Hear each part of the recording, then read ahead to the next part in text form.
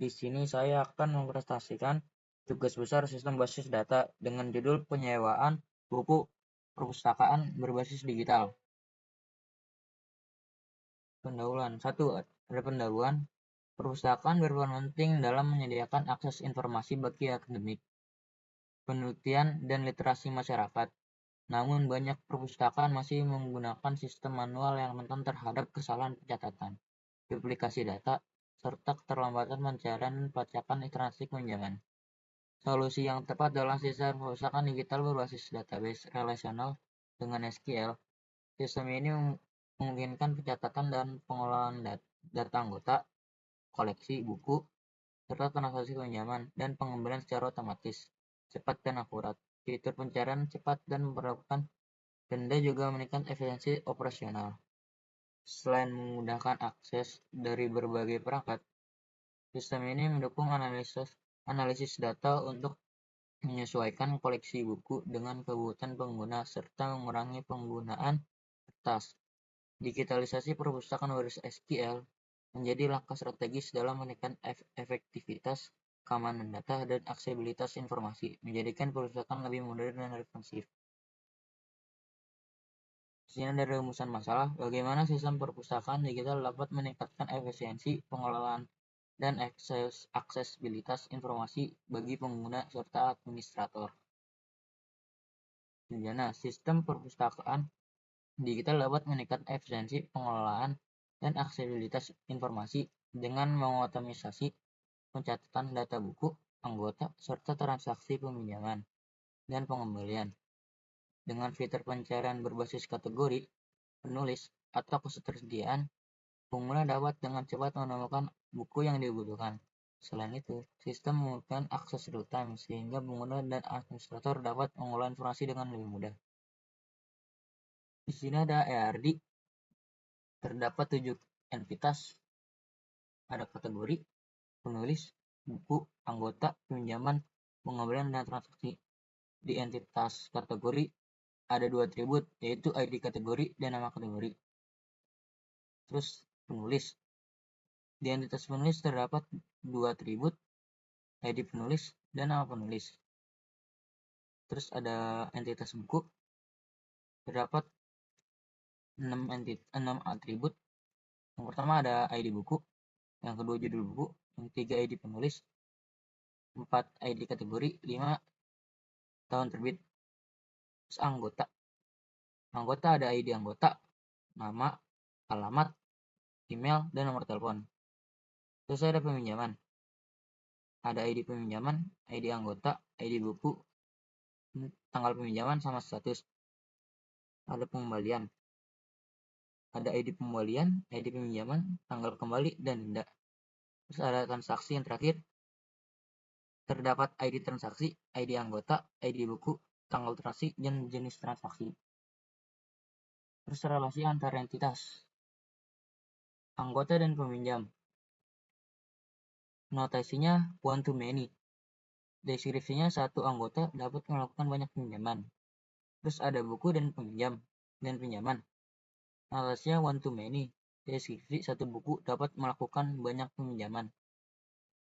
Terus ada penulis dan buku. Notasinya one to many. Deskripsinya satu penulis dapat mempunyai banyak buku. Terus ada kategori dan buku. Notasinya one to many. Deskripsinya satu kategori dapat mempunyai banyak buku. Terus ada peminjaman dan pengembalian. Notasinya one to one. Deskripsinya satu peminjaman hanya bisa melakukan satu pengembalian. Dan 6 ada pengembalian dan transaksi. Notasinya one to one. Deskripsinya satu pengembalian hanya bisa melakukan satu transaksi. Di sini ada perintah query pada SQL. Pertama ada select. Perintah select dalam SQL digunakan untuk mengambil atau menampilkan data dari satu atau lebih tabel dalam database. Ini adalah perintah yang paling utama dalam SQL untuk membaca data. Di sini ada select from anggota untuk menampilkan tabel anggota. Di sini ada join. Join dalam SQL digunakan untuk menemukan data dari 2 atau lebih tabel berdasarkan hubungan tertentu antar kolom-kolomnya. Biasanya join menggunakan primary key dan virgin key. sebagai penghubung antara tabel. Ini tabel join, hasilnya tabel yang meminjam anggota yang meminjam buku. Di sini ada aggregate function. Fungsi aggregate function dalam SQL digunakan untuk melakukan penghitungan pada sekumpulan nilai yang mengembalikan satu hasil. Fungsi ini sering digunakan dengan perintah group by mengumpulkan data. Ini hasilnya. Hasil kategori dan jumlah buku. Seterusnya ada implementasi pada Oracle Apex SQL. Di sini saya akan melakukan presentasi terhadap SQL command. Pertama ada perintah select.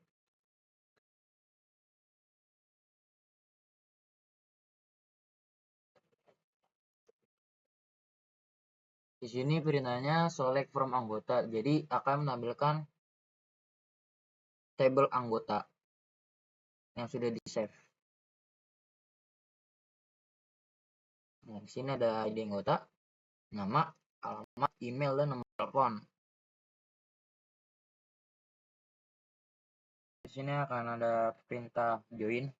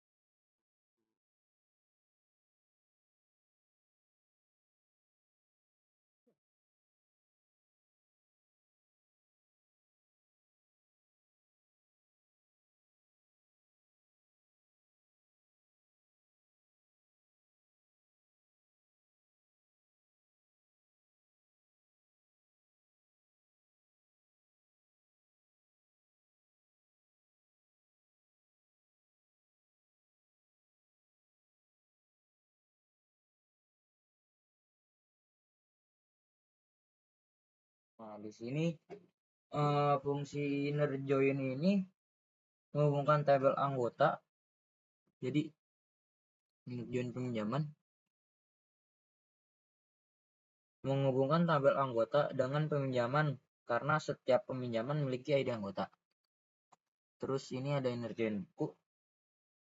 Inner join buku menghubungkan tabel peminjaman dengan buku karena setiap peminjaman juga memiliki ID buku. Dengan query ini kita dapat melihat nama anggota dan buku yang mereka pinjam.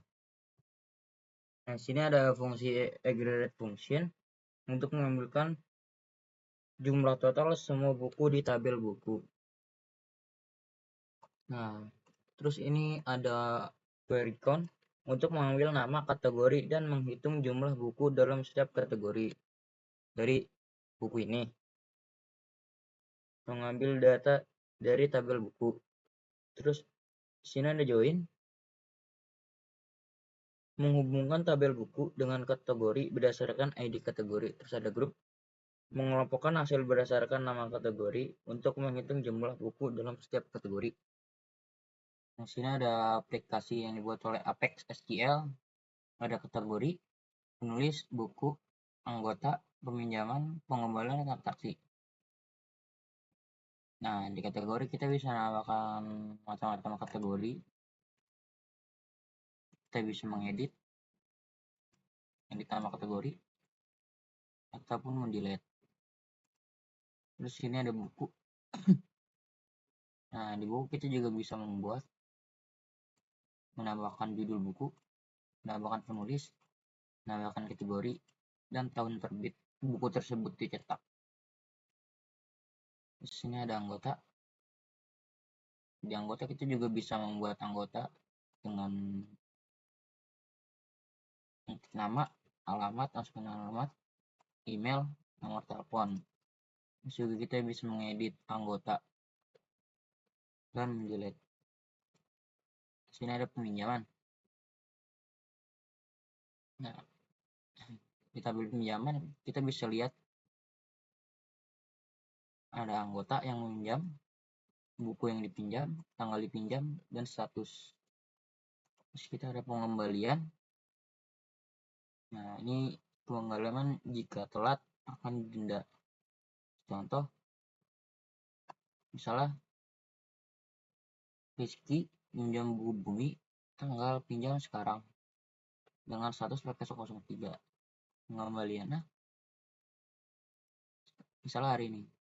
Jadi P003 ini sebagai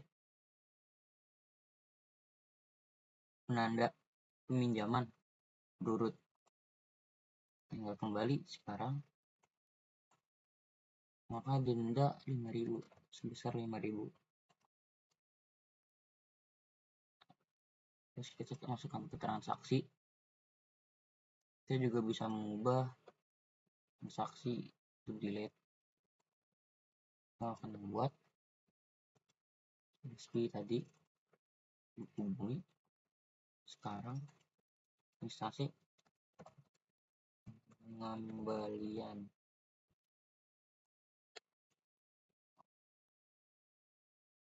Dari